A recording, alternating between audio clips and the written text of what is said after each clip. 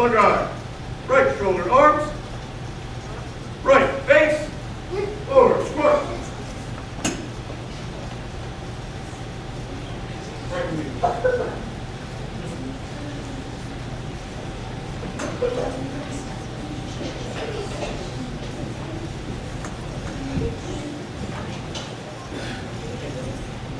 Please sit.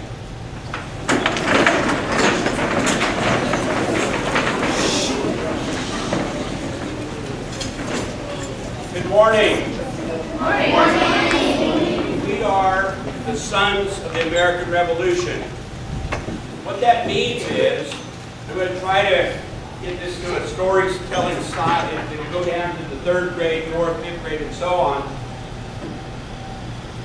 You all have our parents and our grandparents and our great-grandparents. We'll just keep going back and back and back for 250 years, and our relatives fought for American independence.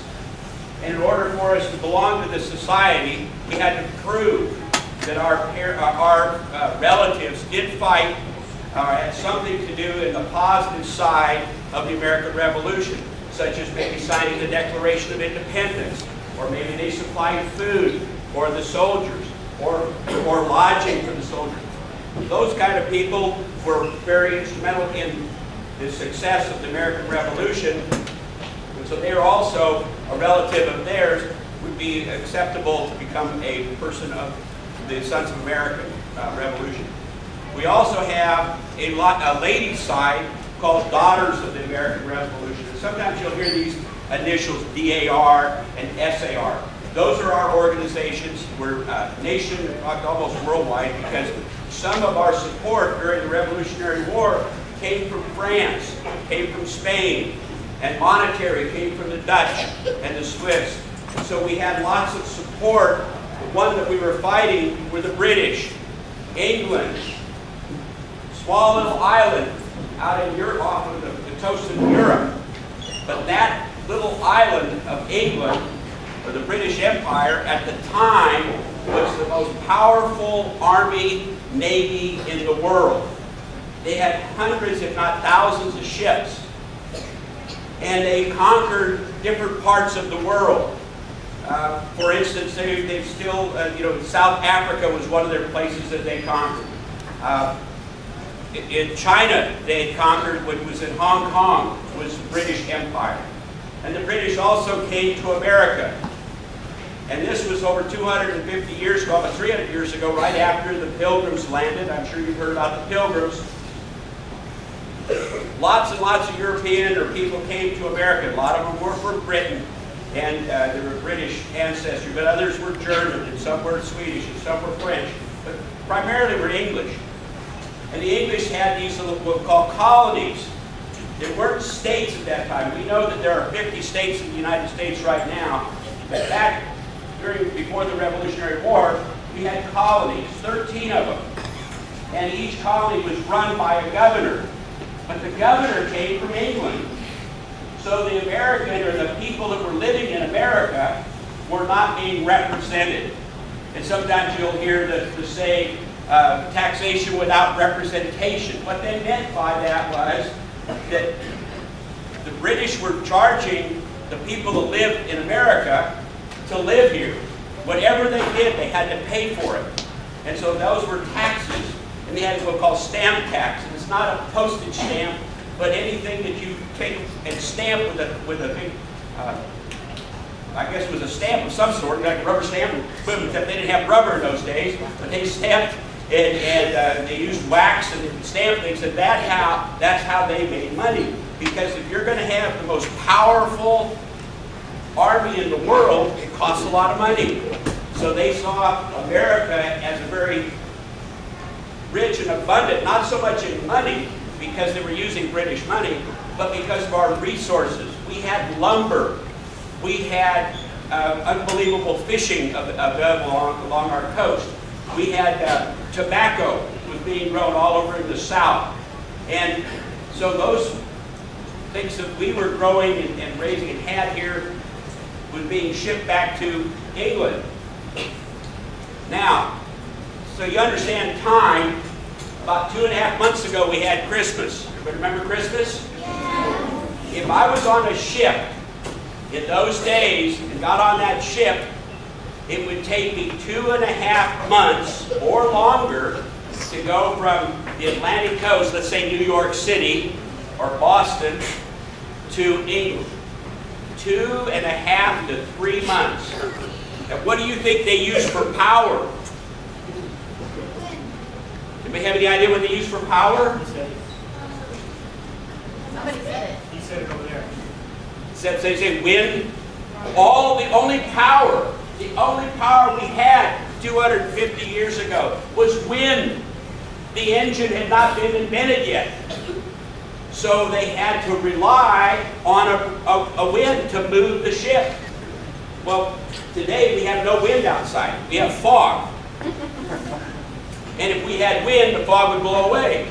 Well, you can imagine if you're on a boat, think of a pirate. I'm sure all of you have seen pirate boats with a big mast and the sails. That's how they move. And if there's no wind, they don't move. Sometimes it would take over 3 months because there was no currents, no wind, no nothing to move the boats. Then after they get to England and they decide to do something, change the law, it takes 3 months to come back to Boston and to New York to tell us what that new law is. So that's a half a year. It's half your time in school just to go, because, understand, this is one of the things that I really, when you start really thinking about this, there was no electricity. No, it hadn't even been invented. We didn't know what electricity was. So there were no cell phones, no telephones, no TVs, no refrigerators, no lights, no flushing toilets. Okay? There was nothing, anything and everything you think about that you use at home that you plug into the wall, they didn't have. When it comes to food, there was no such thing as a fast food restaurant. Okay? Nothing like what we're accustomed to, McDonald's, Burger King, those kind of things. Again, they weren't even in existence. In fact, there weren't really even grocery stores.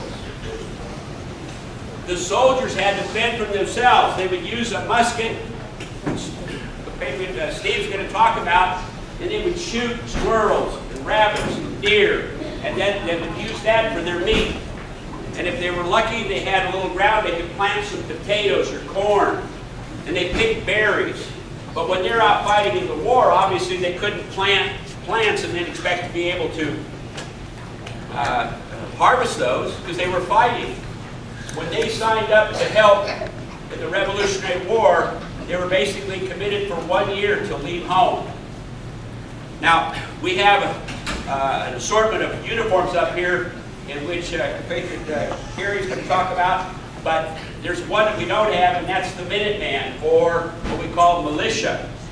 And those were the farmers that were out working in the fields, and all of a sudden somebody would ring a bell, and we heard Paul Revere, the British are coming, the British are coming. And they would grab their rifle and they'd run to protect the land.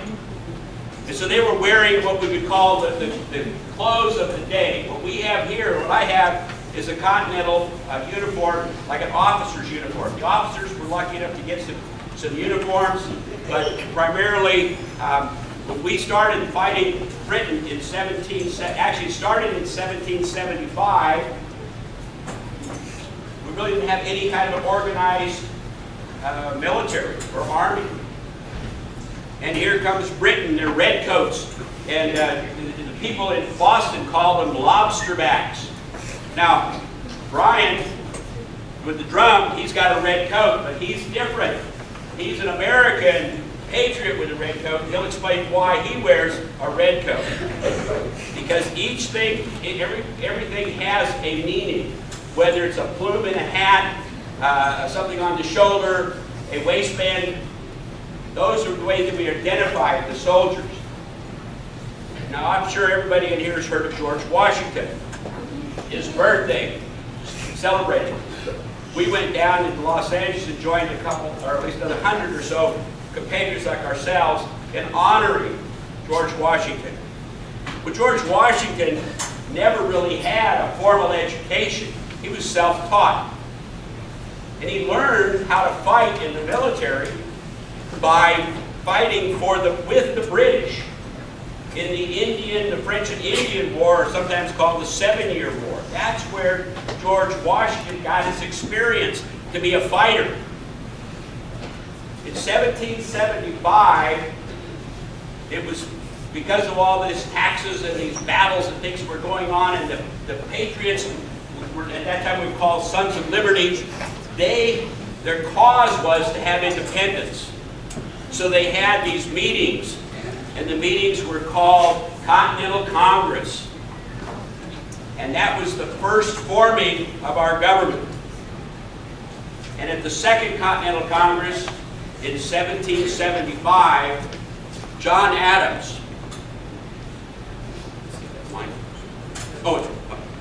John Adams appointed George Washington to commander-in-chief. That meant he was over the army. And when he went out to see what he had to work with in the way of soldiers, there was no army. There was nothing that he was accustomed to where the British. So he had to work very quickly to get an army together, to get them some discipline, to get understanding. More people died during the Revolutionary War from sickness than they did from bullet wounds. It was not a very sanitary situation. You would sit on the ground and you would eat your food in little tin cups or wooden bowls. There was no mess halls. Most of them didn't have tents. Most of them carried, this is called a haversack. And in this haversack they would carry their plate, their spoon or fork, a cup, maybe a tin cup that might have been tied on the outside to have some extra room. They might have had a backpack, and in that backpack they would have a blanket, and in that blanket they might maybe have a few extra clothes, but most of them didn't have very much to carry with them, just that blanket. And the shoes that they left home in are the shoes that they wore the entire campaign. And in 1777, going to Valley Forge in the snow of December 1777, George Washington looks down at the ground, the snow-covered ground. He says, "My God, they'll follow us to our camp because of the blood in the snow, because their shoes had wore out. They're walking barefoot in the winter, in the snow, and they're bleeding, and it's leaving this trail, the Valley Forge." The times weren't good. They were terrible. One thing, too, to understand is they were breaking the law. These Sons of Liberty that were fighting for our independence were breaking the law. And if they would have got caught by the British, they'd been killed, hung, because it was treason. They were going against the country. They thought they owned and ran this country, but they didn't. They tried, but these patriots, they kept saying, "No, we want it, we want it."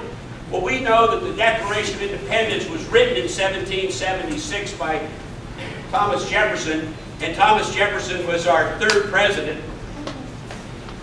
First president was George Washington, second was John Adams, third, Thomas Jefferson. All three of those men were unbelievable leaders. If it wasn't for them, we probably wouldn't still be having the America that we know today. Because they put together the Declaration of Independence, they put together the Constitution, they put together the Bill of Rights. These men were a gift from God to America that had the intelligence and enough knowledge to be able to put this together.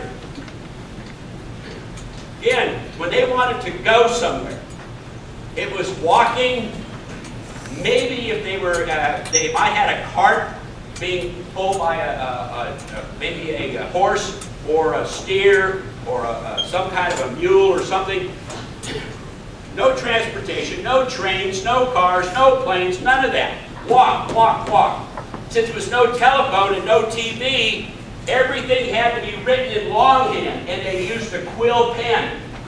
Okay, that's a feather cut at an angle. They dip it in the ink, and then they would write. Every day, George Washington wrote letters to the Congress telling them what was happening in the war. The first for the last 6 months of 1776, before December 25th, was 6 months before, 9 consecutive battles, George Washington retreated.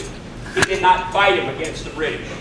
He was so outnumbered that he felt that it was better to retreat, turn and run, if you will, than fight.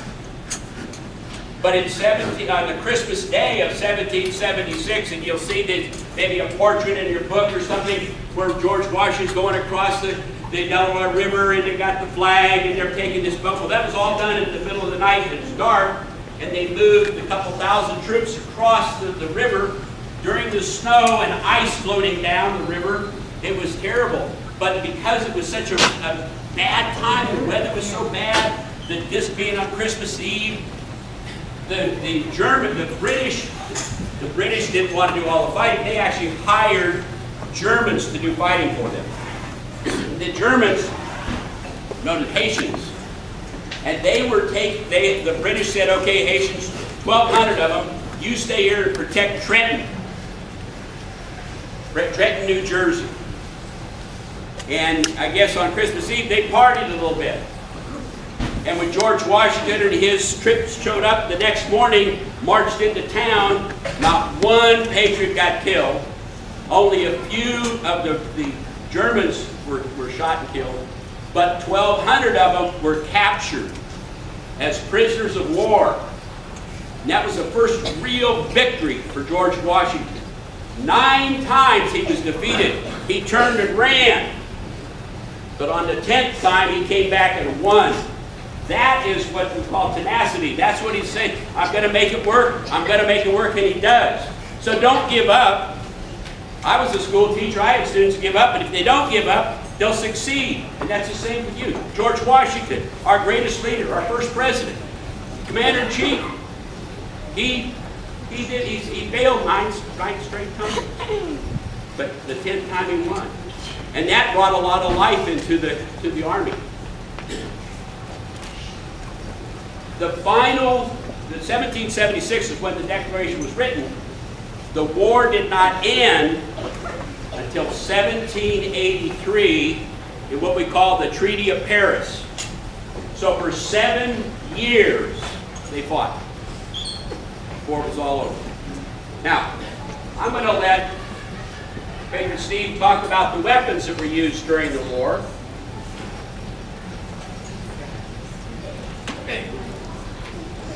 Good morning. Good morning. How are you guys doing today? Good. You having fun? Yeah. If you're not in class, that's probably why you're having fun. Yeah. Cool.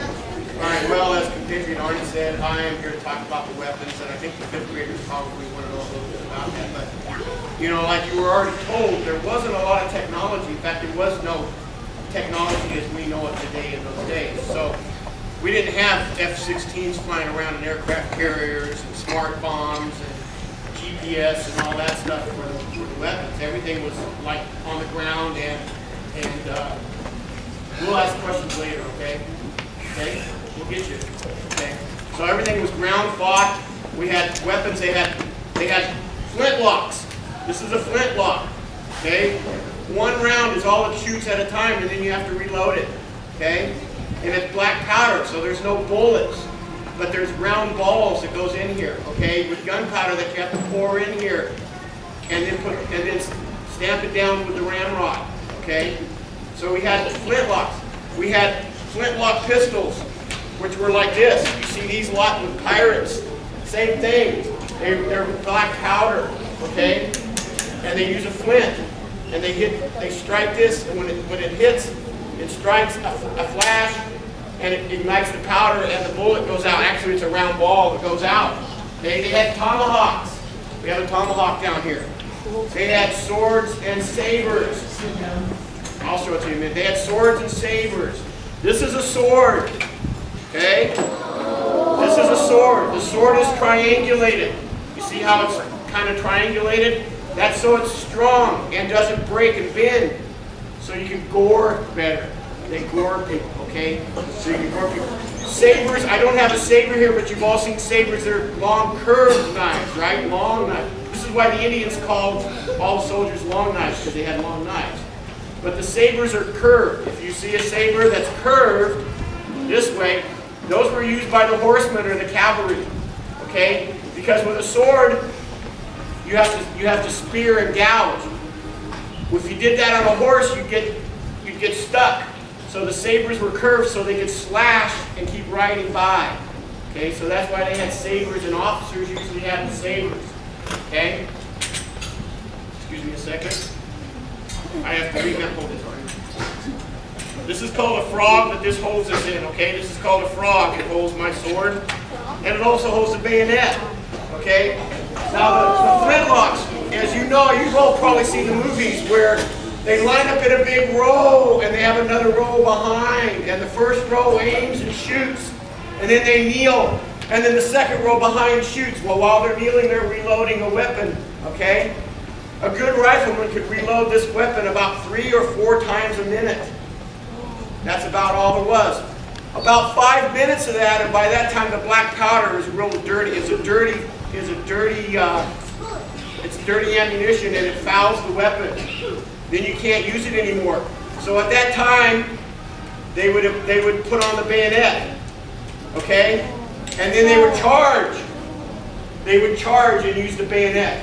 And more people were killed by the bayonet charge than they were by the bullets or the rounds of fired musket balls.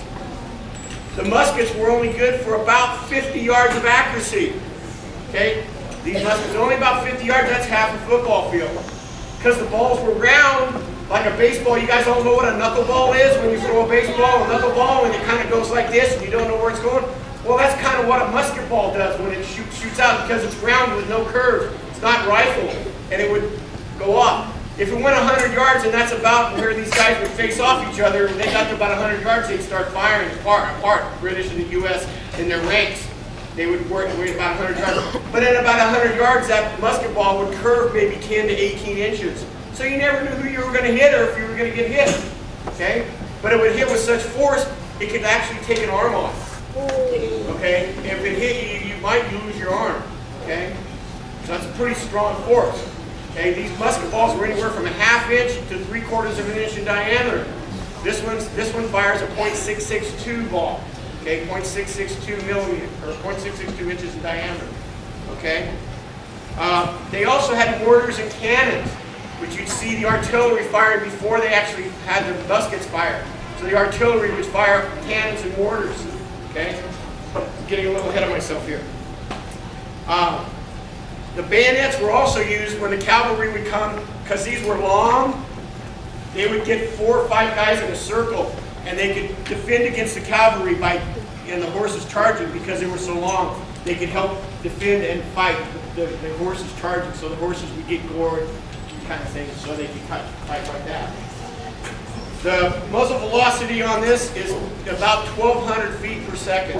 Okay, some of them fire less. The length of the weapon has to do with the muzzle velocity. The longer the weapon, the more velocity and the black powder it would take, so it would have more of a velocity. Some velocities were only like 300 feet per second, so pretty slow. Okay.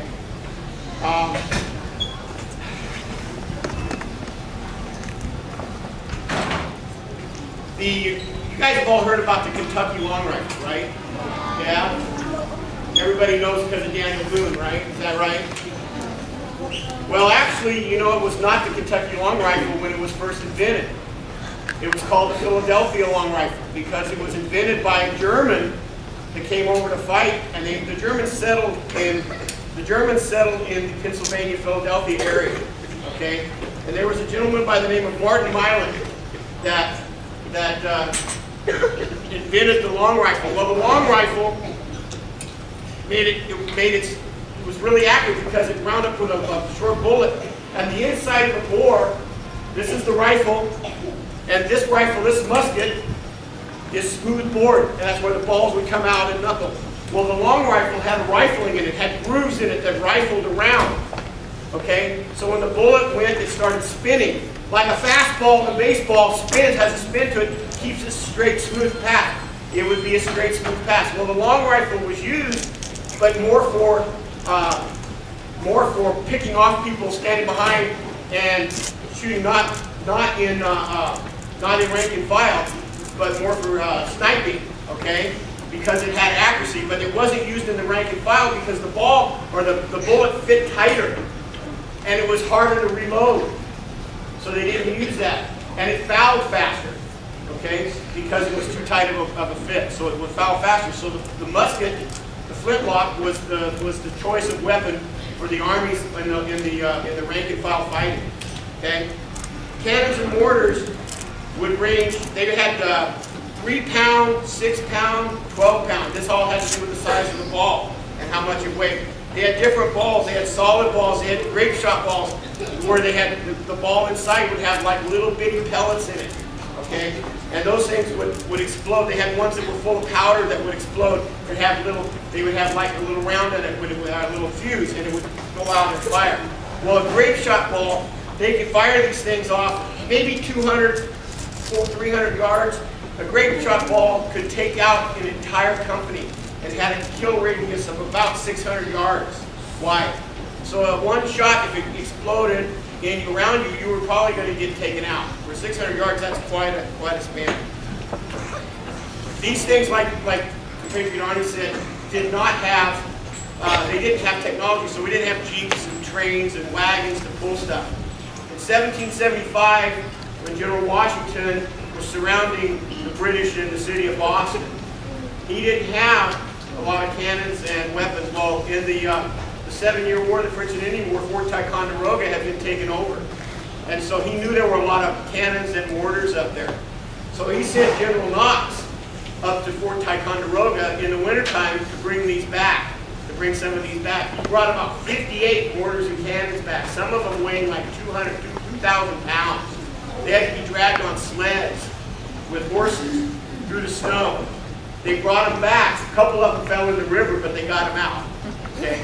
But they brought them back, and they surrounded the British on Dorchester Heights in Boston and put all these cannons and stuff, and the British saw this, and eventually led to driving the British out of Boston. They all left on ships and left, and then General Washington's troops took over the town of Boston at that time.